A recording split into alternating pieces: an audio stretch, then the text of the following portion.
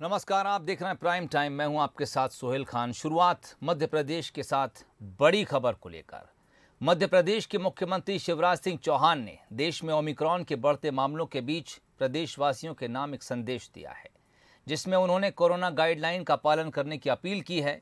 इसके साथ ही सीएम ने प्रदेश में रात 11 बजे से सुबह 5 बजे तक नाइट कर्फ्यू लगाने का भी ऐलान कर दिया है।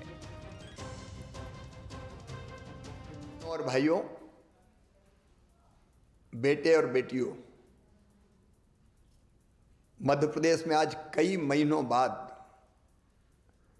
कोविड के 30 नए प्रकरण मिले हैं। कल अपने पूरे देश में भी 7,495 पॉजिटिव प्रकरण पूरे देश में आए हैं। और एक बात जो मन में चिंता पैदा करती है, महाराष्ट्र, गुजरात और दिल्ली तीनों राज्यों में पिछले एक सप्ताह से पॉजिटिव केसों में लगातार वृद्धि हो रही है, लगातार बढ़ोतरी हो रही है। कल महाराष्ट्र में 1201, गुजरात में 91 और दिल्ली में 125 प्रकरण आए हैं। हम सब जानते हैं, इन राज्यों से मध्य प्रदेश में आना जाना लगातार बना रहता है। और पूर्व के अनुभव भी हमें ये बताते हैं कि पिछली बार भी महाराष्ट्र में पॉजिटिव केस बढ़ना शुरू हुए, गुजरात में बढ़े और उसके बाद मध्य प्रदेश में लगातार पहली हो या बाद में दूसरी लहर आई। और दूसरी लहर में जो कष्ट हमने भुगते हैं वो हम कभी भूल नहीं सकते। अगर पुरानी दोनों लहरों को भी देखा जाए, पहली हो या दूसरी हो, प्रारंभ इंदौर भोपाल से ही हुई। और अभी इंदौर तथा भोपाल में प्रकरण बढ़ के लगभग साप्ताहिक प्रकरण नवंबर महीने की तुलना में दिसंबर में 3 गुने हो गए हैं। कोरोना ने अपना स्वरूप बदला है और नया स्वरूप ओमिक्रॉन के रूप में देश के 16 राज्यों में आ चुका है। इस संभावना से इनकार नहीं किया जा सकता कि मध्य प्रदेश में भी ओमिक्रॉन वायरस के केस मध्य प्रदेश में जल्दी आ जाएं। यदि हम पूरी दुनिया का भी अध्ययन करें और पूरी दुनिया का अनुभव देखें तो ओमिक्रॉन बहुत तेजी से फैलता है। इंग्लैंड में 1 लाख केस प्रतिदिन आ रहे हैं। अमेरिका में भी लगभग 2.5 लाख केस प्रतिदिन आ रहे हैं। यूरोप में भी ओमिक्रॉन बहुत तेजी से बढ़ रहा है। और उपरोक्त सभी कारणों को देखते हुए मुझे अंतर आत्मा से लगता है कि ये सही समय है जब हम सचेत हो जाएं, कोविड की तीसरी लहर को आने से रोकें, तेजी से संक्रमण ना फैले, इसके लिए हर आवश्यक उपाय करें। और इसलिए मेरे प्रिय बहनों और भाइयों, भारत सरकार ने भी कुछ गाइडलाइन जारी की है। मेरी आपसे प्रार्थना है कि अब देर ना करें, मास्क जरूर लगाएं, सोशल डिस्टेंसिंग बनाएं, अनावश्यक भीड़ में ना जाएं, अनावश्यक जमावड़ा ना हो। और अब तक अगर किसी ने वैक्सीन का डोज नहीं लिया, टीका नहीं लगवाया, तो टीका जरूर लगवाएं। पहला लगा लिया हो तो दूसरे में देर ना करें। अगर समय की अवधि पूरी हो गई हो तो तुरंत दूसरा टीका भी लगवाएं। इसके साथ ही हमने पहले ही तय कर दिया था कि स्कूल में जो हमारे बच्चे हैं वो 50% की संख्या में ही जाएंगे ताकि वहाँ सोशल डिस्टेंसिंग बनी रह सके। हम आज एक फैसला और कर रहे हैं कि रात्रिकालीन कर्फ्यू रात 11 बजे से लेके सुबह 5 बजे तक लगा रहेगा। अगर आवश्यकता पड़ी तो कुछ और उपाय हम जरूर करेंगे। और हाँ, अगर कोविड का कोई पॉजिटिव केस आता है तो घर में अगर पर्याप्त स्थान है तो घर में उसको आइसोलेट करके इलाज करेंगे, और नहीं तो हर हालत में उनको हमको अस्पताल में ही भर्ती कराना चाहिए ताकि परिजन वायरस के संक्रमण से बच सकें। सावधान रहना है, याद रखना सावधानी में ही सुरक्षा है। मेरी प्रार्थना है आप सब सहयोग करें ताकि तीसरी लहर के संकट से हम अपने प्रदेश को बचा पाएं और अपनी जनता की जिंदगी की सुरक्षा कर पाएं। ये आप सबके सहयोग से ही होगा। बहुत बहुत धन्यवाद। मध्य प्रदेश में अगर आपने कोरोना वैक्सीन के दोनों डोज नहीं लगवाए तो न्यू ईयर सेलिब्रेशन भी नहीं कर पाएंगे। कोरोना की तीसरी लहर की आशंका को लेकर सीएम शिवराज ने कोरोना के हालात की एक समीक्षा बैठक की, जिसमें ये फैसला लिया गया है। मंत्री विश्वास सारंग का कहना है कि मध्य प्रदेश से सटे राज्यों में कोरोना के मरीज बढ़े हैं, लेकिन एमपी में ओमिक्रॉन के मरीज नहीं हैं। इसके साथ ही मंत्री ने जानकारी देते हुए ये भी कहा कि दोनों डोज लगाने वाले ही न्यू ईयर सेलिब्रेशन कर सकेंगे। सीएम ने निर्देश दिए हैं कि इंजीनियरिंग और मेडिकल कॉलेज में आने वाले सभी छात्रों को दोनों डोज लगवाना जरूरी है। मंत्री ने बताया कि एक बार फिर मास्क को लेकर रोको टोको अभियान चलाया जाएगा। कुछ मामलों को लेकर आज माननीय मुख्यमंत्री जी ने निर्देश दिए हैं, क्योंकि अब आगे आने वाले समय में न्यू ईयर की सेलिब्रेशन होगा, तो न्यू ईयर के सेलिब्रेशन में ये सुनिश्चित किया जाएगा कि जो लोग भी पार्टिसिपेट करें, जो भी उसमें सम्मिलित हो, उनके दोनों डोज वैक्सीन के जरूर लगे हों। इसी तरह जो जिम में लोग जाते हैं वो जाएं, परंतु ये सुनिश्चित जिम के जो ओनर हैं वो सुनिश्चित करें कि जो भी जिम में आ रहे हैं उनके दोनों डोज जरूर लगे हों। ये सुनिश्चित किया है आज माननीय मुख्यमंत्री जी ने कि अब हम बहुत तेजी से रोको टोको अभियान शुरू करेंगे, खासकर मास्क को लेकर, और सभी जिलों में ये सुनिश्चित किया जाएगा कि वहाँ का स्थानीय प्रशासन ये सुनिश्चित करे कि सभी लोग मास्क का अनिवार्य रूप से उपयोग करें और सभी लोग मास्क जरूर लगाएं। नए साल की जश्न की तैयारियां शुरू हो गई हैं, लेकिन कोरोना की रफ्तार भी डराने वाली है। ऐसे में इंदौर पुलिस विशेष तैयारियों में जुट गई है। जश्न के चलते कहीं कोरोना की रफ्तार न मिल जाए, इसको लेकर पुलिस खास सावधानी बरत रही है। नए साल पर इंदौर में सुरक्षा के क्या इंतजाम होंगे? बंसल न्यूज ने खास बातचीत की इंदौर पुलिस कमिश्नर हरिनारायण चारी मिश्र से। इंदौर पुलिस कमिश्नर हरिनारायण चारी मिश्र जी इस वक्त हमारे साथ मौजूद हैं और 31 दिसंबर को लेकर किस तरह की तैयारियां हैं पुलिस की, खासतौर पर क्या गाइडलाइन इस बार जारी की गई? सर, सबसे पहले तो जश्न को लेकर तैयारियां जारी है, क्या गाइडलाइन है और पुलिस का एक्शन प्लान क्या रहेगा? मुख्य तौर पर ऐसे आयोजनों पे जो 31 दिसंबर के आसपास होती हैं, उसमें पुलिस को दो मुद्दों पे मुख्य तौर पर एहतियात रखने की ज़रूरत होती है और पुलिस उन दोनों मुद्दों को लेकर के ही विशेष तौर पर सजग रहेगी। एक जो स्पीड जो ड्राइविंग करते हैं, मुख्य तौर पे एक निर्धारित गति से तीव्र गति में जो वाहन चलाया जाता है, उस पर पुलिस की नज़र रहेगी। पुलिस 2 स्पीड रडार गन का इस्तेमाल करेगी, साथ ही साथ ब्रेथ एनालाइजर्स का इस्तेमाल करेगी। ब्रेथ एनालाइजर से बहुत बड़ी संख्या में उस समय नशे की भी शिकायत रहती है, इसलिए पुलिस उस पर भी नज़र रहेगी और कोशिश रहेगी कि किसी भी तरह के ओवर स्पीडिंग के कारण या फिर नशे के कारण इस कोई भी घटना ऐसी। विधानसभा के शीतकालीन सत्र में चौथे दिन गुरुवार को सदन ने एक बड़ा फैसला लिया। अब पंचायत चुनाव बिना ओबीसी आरक्षण के नहीं होंगे। ओबीसी आरक्षण को लेकर विधानसभा में सर्वसम्मति से एक संकल्प पारित किया गया। हालांकि इस पर अब सियासत भी थमी नहीं है। देखिए ये रिपोर्ट। एमपी विधानसभा में बीजेपी कांग्रेस का संकल्प, बिना आरक्षण पंचायत में नहीं विकल्प, ओबीसी आरक्षण के साथ होगा इलेक्शन, फिर सुप्रीम कोर्ट पहुंचा रिजर्वेशन। मध्य प्रदेश विधानसभा के शीतकालीन सत्र में चौथे दिन सदन ने बड़ा फैसला लिया। अब पंचायत चुनाव बिना ओबीसी आरक्षण के नहीं होंगे। ओबीसी आरक्षण को लेकर विधानसभा में सर्वसम्मति से संकल्प पारित किया गया है। ये प्रस्ताव मुख्यमंत्री शिवराज सिंह चौहान ने रखा, जिस पर विपक्ष ने भी सहमति जताई। लेकिन जब मीडिया के सामने आए तो फिर वही बार पलटवार भी नजर आया। आज सदन में मैंने ये प्रस्ताव रखा,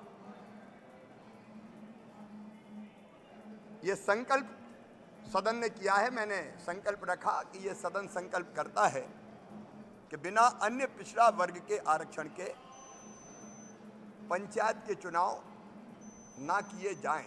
आज सदन ने सर्वसहमति से प्रस्ताव पास किया कि बिना आरक्षण के कोई चुनाव नहीं होगा। मैं सबका ध्यान आकर्षण करना चाहता हूं, आपका ध्यान आकर्षण करना चाहता हूं। परसों हमने ये बात रखी थी, मैंने ही सदन में ये बात रखी थी कि हम प्रस्ताव पास करें। वैसे सदन में सीएम ने यह भी बताया कि मामले में पुनर्विचार याचिका सुप्रीम कोर्ट में दायर कर दी गई है, जल्द सुनवाई की कोशिश की जा रही है। हालांकि इस पर भी कांग्रेस सांसद और वरिष्ठ वकील विवेक तन्खा की प्रतिक्रिया भी आई। हम सामान्य वर्ग को भी न्याय देंगे, एससी एसटी को भी न्याय देंगे और अन्य पिछड़ा वर्ग के आरक्षण के साथ पंचायत का चुनाव हो। आप जानते हैं आज ही हमने पुनर्विचार याचिका परसों दायर कर दी थी। आज अर्ली हियरिंग के लिए कोर्ट में हमने आग्रह किया, इस माननीय सर्वोच्च न्यायालय में रजिस्ट्रार जनरल से मिले हैं और आग्रह कर रहे हैं कि अर्ली हियरिंग हो, तत्काल सुनवाई हो। अब कोर्ट जैसे रीओपन होता है, अच्छे से समझदारी से पूरे तथ्यों के साथ पैरवी करनी चाहिए। कोर्ट को बताना पड़ेगा कि बुनियादी फ़र्क मध्य प्रदेश और महाराष्ट्र में क्या है। जी, हमने जो अपना एक्सरसाइज पूर्ण तय कर ली थी, वो पूरी एक्सरसाइज कोर्ट के सामने आपको प्रस्तुत करनी पड़ेगी। जब कोर्ट आपके वर्किंग से सेटिस्फाई हो जाएगी तो कोर्ट आपको रिलीफ दे देगी। ये चीज़ तो ये उस दिन भी कर सकते थे, मगर ये इनके पास समझ में नहीं थी और तैयारी भी नहीं थी। अब इस मामले में दिग्विजय सिंह वाली सियासत भी देख लीजिए, कैसे पंचायत आरक्षण में दिग्गी राजा की एंट्री हो गई। कि ये जितनी भी आज यो भ्रम की स्थिति पैदा करने का काम जो कांग्रेस के नेता प्रतिपक्ष हैं कमलनाथ जी, ये पूरा चक्रव्यूह रचने का काम दिग्विजय सिंह जी करते हैं। और दिग्विजय सिंह ने ही ये व्यूह रचना रची, क्योंकि सामंतवादी सोच की प्रवृत्ति के जो लोग हैं वो हमेशा ये चाहते हैं कि ओबीसी वर्ग को किसी प्रकार से अवसर न मिले, और उसी भ्रम में, उसी इस जाल में मुझे लगता है कमलनाथ जी भी उलझ गए। ये सब तो हुई सियासी बार पलटवार की बातें, लेकिन 23 दिसंबर को सदन में ऐतिहासिक सियासी तस्वीर भी देखने को मिली। पक्ष और विपक्ष दोनों एकजुट दिखे। ऐसे में सवाल ये भी उठता है कि आखिर ये सहमति पहले क्यों नहीं थी? क्या कोर्ट में गए बगैर ये सब नहीं हो सकता था? खैर, अब तो जो करना है सुप्रीम कोर्ट को ही करना है। सियासत तो फिलहाल बेबस है, क्योंकि चुनाव आयोग भी पंचायत चुनाव को लेकर फैसला ले चुका है कि जब तक आरक्षण प्रक्रिया नहीं हो जाती तब तक नतीजे सार्वजनिक नहीं किए जाएंगे। आरक्षित सीटों पर चुनाव होने के बाद ही नतीजे घोषित होंगे। ऐसे में सरकार ने भी कोर्ट में जाना ही सही समझा। Bureau report, Bansal news, Bhopal. Chhattisgarh में निकाय चुनाव में कांग्रेस का दमखम देखने को मिला। नगर निगम से लेकर नगर पंचायत तक कांग्रेस का प्रदर्शन बेहतर रहा। बीजेपी ने कुछ जगह बढ़त जरूर बनाई, लेकिन बीजेपी की तुलना में जनता ने कांग्रेस पर ज्यादा भरोसा जताया। देखिए ये रिपोर्ट। हाथ में शहर सरकार, कांग्रेस की ताकत बरकरार। निकाय चुनाव में कांग्रेस का दिखा दम, बीजेपी पर जनता का विश्वास कम।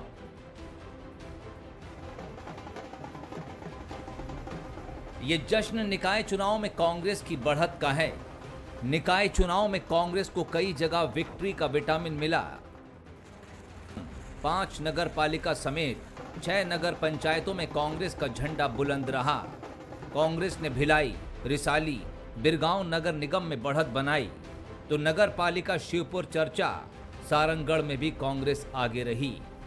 नगर पंचायत की बात करें तो सभी 6 पंचायतों में कांग्रेस ने बेहतर प्रदर्शन किया। इसके साथ ही जहां जहां उपचुनाव हुए वहां भी कांग्रेस का दमखम देखने को मिला। मेरी वार्ड की जनता ने मुझे चुन के अपने पास लाया है। मैं पूरा प्रयास करूंगी उनके दुख में साथ देने का, सुख में खड़े होने का। चुनौतीपूर्ण तो बहुत रहा, लेकिन ये चुनाव मैं नहीं, मेरी वार्ड की जनता लड़ी है और मेरी वार्ड की जनता मुझसे आगे भी बहुत उम्मीद रखी है, बहुत आशा रखी है। मैं पूरा प्रयास करूंगी उन लोगों पे भरोसे पे खड़े उतरने का। समाज सेवक थे, लोगों के बीच में वो जाकर काम करते थे और उन्हीं की भावनाओं के, उन्हीं के बताए रास्ते पे चलकर मैं जो उन्होंने मुझे जो सिखा के गया और मैं उनके बताए रास्ते पे चलता हूँ। मेरी जो वार्ड की समस्याएं हैं और जैसे उन्होंने अपना एक सर्व समाज की सेवा करी है, मैं भी कोशिश करूँगा उनके पद चिन्हों पर चढ़ कर थोड़ा बहुत तो मतलब उनके बताए रास्ते पर चलने की कोशिश करूँगा।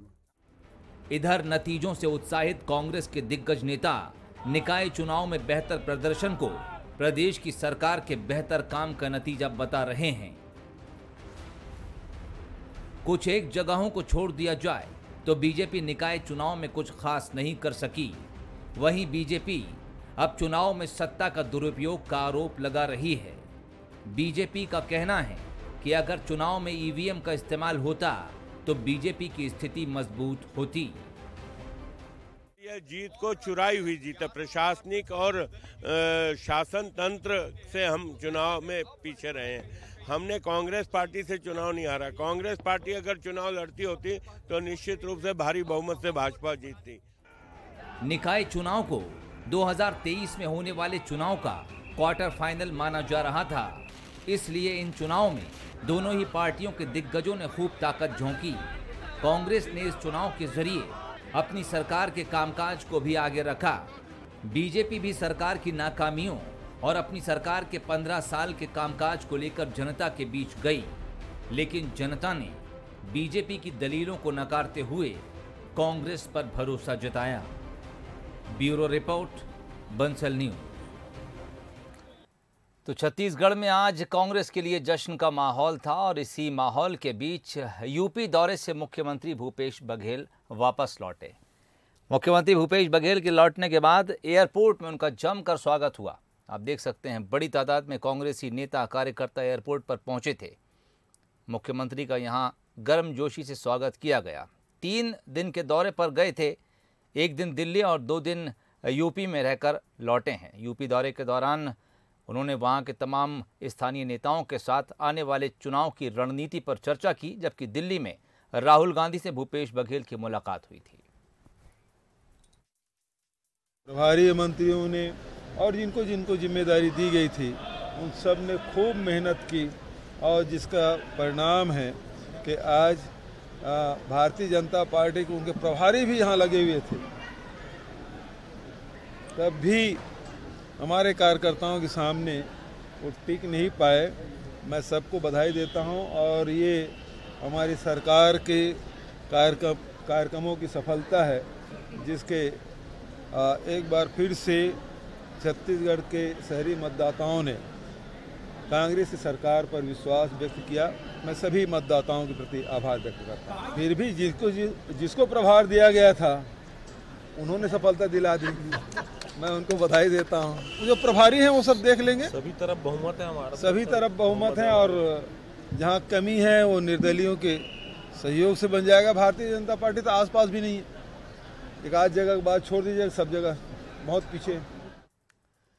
गृह मंत्री अमित शाह समेत Z+ कैटेगरी वाले वीवीआईपी की सुरक्षा अब सीआरपीएफ की महिला कमांडो संभालेंगी। सीआरपीएफ ने इसके लिए महिलाओं की एक स्पेशल फोर्स तैयार कर ली है। ये बिना हथियार ही किसी भी खतरे को न्यूट्रलाइज कर सकती है। केंद्रीय रिजर्व पुलिस फोर्स ने 32 महिला कमांडो वाले अपने सबसे पहले दल को वीवीआईपी सिक्योरिटी के लिए तैयार किया है। अब इन कमांडोज को दिल्ली में रहने वाले उन वीवीआईपी की सुरक्षा का जिम्मा सौंपा जाएगा जिन्हें Z+ सुरक्षा दी गई है। शुरुआत में महिला कमांडोज की तैनाती अमित शाह, सोनिया गांधी, प्रियंका गांधी, राहुल गांधी और पूर्व पीएम मनमोहन सिंह और उनकी पत्नी गुरशरण कौर के पास की जाएगी। इन वीआईपी के हाई रिस्क प्रोफाइल के चलते इन्हें एडवांस सिक्योरिटी मुहैया कराई गई है। Z+ सिक्योरिटी प्राप्त 1 दर्जन दूसरे वीवीआईपीज को भी इन महिला कमांडो की टीम को सुरक्षा की जिम्मेदारी दी जाएगी। इन महिला कमांडोज को जनवरी में ड्यूटी पर तैनात किया जा सकता है।